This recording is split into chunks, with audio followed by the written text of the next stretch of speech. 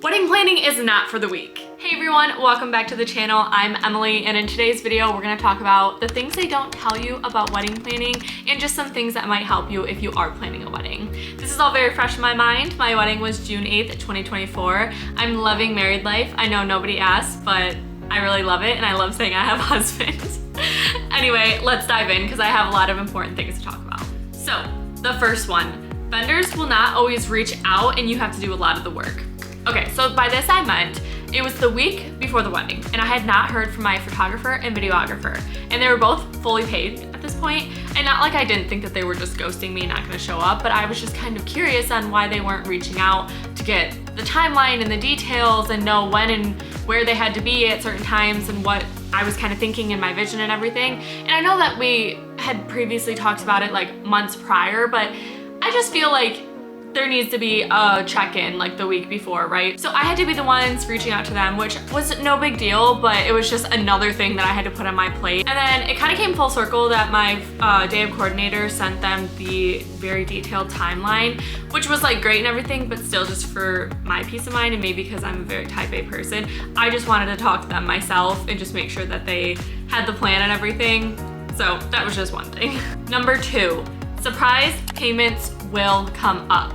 So it's actually so cute because my husband was telling our families, we're under budget. And I was trying to explain to him, I was like, we are not under budget. I just have a buffer because I know things are gonna start coming up super quickly. And this is because you will forget things that have to be added last minute, and there will just be a lot of things that come up and you get to the point where you're like, I don't care, just pay it. I can't even think about it anymore. And that did happen many times. I almost didn't have cocktail hour tables. And my day of coordinator saved my ass and was like, you don't even have tables rented, but you have tablecloths. And I was like, what? I thought they were included. And they weren't, so we had to add those.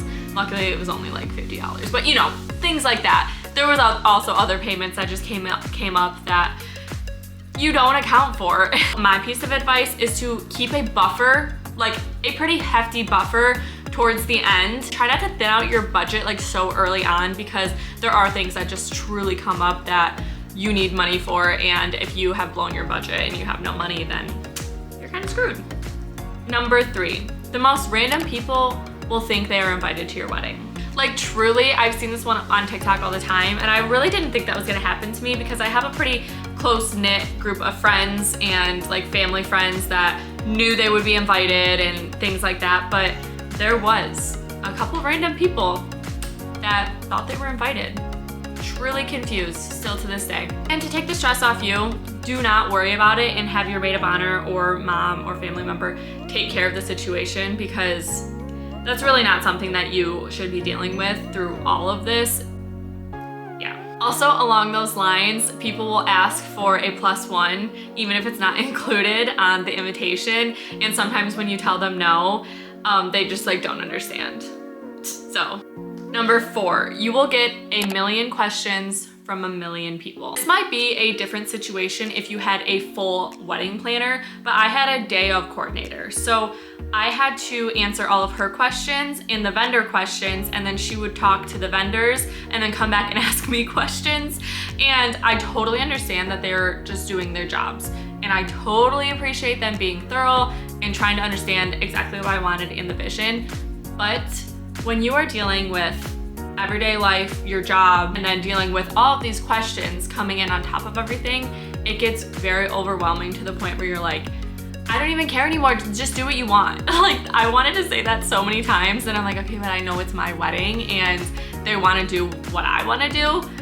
But I truly, towards the end, was like, I don't care. Just, yeah, sure, that sounds fine, whatever you think. I can't deal with it anymore. Also, people will forget things that you tell them multiple times. Love my family, but there were so many times I would tell them something about a certain time or date that they had to do something, rehearsal, when it was, where it was. And then a couple weeks later, it was like, oh, when is rehearsal? Where is rehearsal again?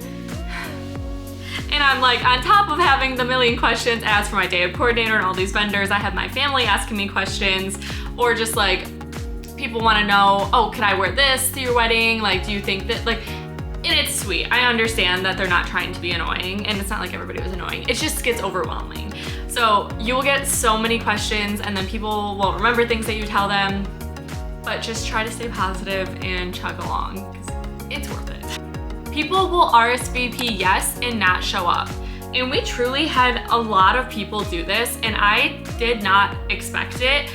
I understand when there's situations that come up and we were told for a couple people why they weren't there and I appreciate them telling me, but then I had a good handful of people that just didn't ever say anything to me.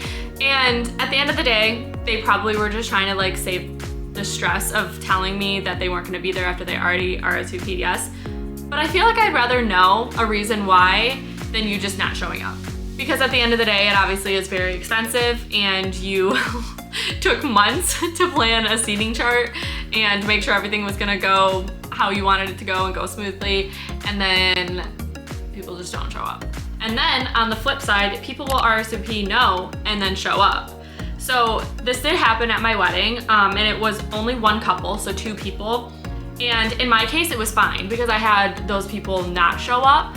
So when they showed up, it kind of freaked me out, obviously, because they weren't on the seating chart, and then I felt really bad, but they did RSVP no, so obviously they wouldn't be on the seating chart. But since people didn't show up, I had open spots. So I told them to just find an open spot, totally fine, didn't care. But if I had everybody show up, then that would have been a problem. Number 8, you will forget about certain pictures and videos that you want. And I realized this after the fact, and I think it happened because I was truly so over taking pictures. I thought that doing like family pictures was gonna be so quick, but it ended up taking so much more time and I didn't even get to go to cocktail hour. So I was kind of getting annoyed at that point because the whole plan was to go to cocktail hour, but the family pictures took too long. So at that point I was just so over pictures and I was like, whatever, I feel like we got enough. Like at the end of the day, you really only need a couple, right? Like why do you need 1,000 pictures? But now, looking back at it, I'm like, I should have stuck it out and took more pictures and got the things that I actually wanted. I also started a TikTok that I didn't finish because that completely slipped my mind, which I probably should have like put a bridesmaid or something in charge of it, but I don't like to put tasks on people. I try to just do everything myself, but obviously it came back and bit me in the ass, so yes. And along the same lines, basically, is you will get so tired of taking pictures.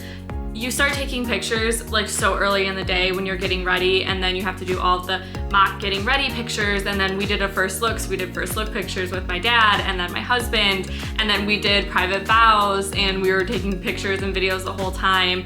And literally by the end of the ceremony and then starting the family pictures, I did not want to do it anymore. Obviously the family pictures are very important, but I feel like I miss a lot of family pictures because I was just getting so tired of taking them, and I was like, I want to go to cocktail hour. So yeah, you will get tired of taking pictures no matter how much you like taking pictures. When you do it all day, you won't want to do it anymore. My last one, number 10, is giving yourself more time to plan isn't always the best. So my engagement was basically 2 years. Wasn't intended to be this way. I wanted to be engaged for about 1.5 years, but the place that we wanted to have our wedding at, where we did have our wedding, was booked like all through the fall of 2023. So then that's why we pushed it to the summer of 2024, which financially ended up being great. And I understand when there has to be longer engagements because of financial problems, like things come up, and I understand that. But if you are truly planning to have a longer engagement just to give yourself more time to plan, I feel like that will kind of come back and bite you in the ass, because the more time you have, the more time it consumes your brain, obviously, which is exhausting in general. And then also it's just more time to second guess things. Like when I first started planning, had one vision that like completely changed, or I wanted a certain thing that changed to a different thing. And I feel like honestly, if I would have had a like 6-month engagement and I would have just planned it all, it would have been almost easier because then it would have been just done.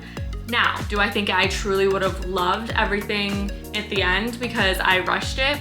I don't know. All the last minute things that I had time to plan for were some of my favorite parts. So it really is a double-edged sword where it's like there's good and bad to both, obviously, but I do wish that I had a little less time to plan, which I know sounds weird, but having it consume my life and my brain for 2 years was truly so exhausting. And at the end of the day, it truly was one of the best days of my life, and I had so much fun. Honestly, everything went how I wanted it to, other than not going to cocktail hour and having to take pictures, but at the end of the day, that it is what it is. We had so much time to talk to everybody. We started our party earlier than we thought. You really can't plan for everything, and you really have to go with the flow the day of. So yeah.